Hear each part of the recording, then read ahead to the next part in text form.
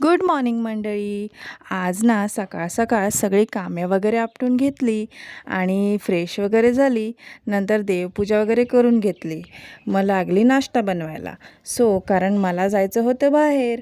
मग नाश्ता वगैरे बनवला. आज नाश्त्यात होतं पोहे आणि माझ्या पिल्लूसाठी बनवलेलं मी मखाने. म्हणजे मखाण्याला थोडंसं भाजून घ्यायचं, त्याच्यावर मीठ आणि थोडीशी हळद घालायची. जेणेकरून बेबी मस्त चवीने खातं. तुम्ही पण देतात का नाही तुमच्या बेबीला मला कमेंटमधून सांगा. आणि मग नंतर मस्त आम्ही रोस्ट करून घेतले मखाने. त्याच्यातले अर्धे तर माझ्या नवऱ्याने. तुम्ही पोहे कशा प्रकारे बनवतात मला कमेंटमध्ये नक्की सांगा. कारण मी तर असे साधेच बनवते, कारण मला असे साधेच आवडतात. कोणी त्याच्यामध्ये जाम काय काय टाकते ते मला अजिबात आवडत नाही. नंतर मी दोघांसाठी अशी 2 डिश वाढून घेतली आणि त्याच्यावर लिंबू पिळून घेतला, कारण मला लिंबूशिवाय पोहे अजिबात आवडत नाही. पहिले लिंबू असेल तरच मी पोहे बनवते, नाही तर पोहे बनवत नाही मी. आणि दोघांना असं 2 डिश वाढून घेतली आणि आमच्या पिलूला दिलं मखाने खायला. तर ते काय मखाने खात नाही, ते असं सारवतं मखाने.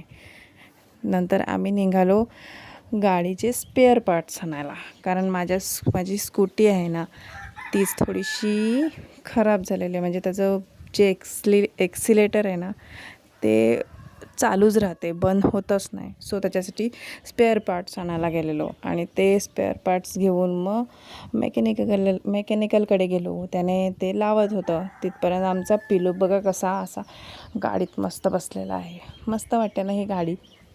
तिला जाम आवडलेली, त्याच्यातून निघतच नव्हती, त्याच्यातच बसून राहिला. म्हटलं की भाजीपाला वगैरे घ्यायचाच आहे, तो पण आपण घेऊनच जाऊ, कारण घरी भाजीपाला संपलेला होता. तो घ्यायचाच होता. मग तो घेऊन वगैरे आम्ही घरी निघालो.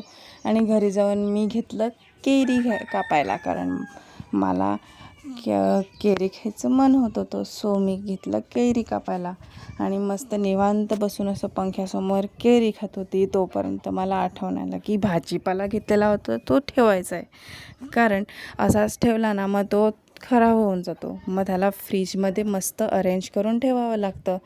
एवढं सगळं मी आणलेलं होतं. आता माझा आजचा दिवस. व्लॉग आवडल्यास लाईक करा आणि फॉलो करा. बाय.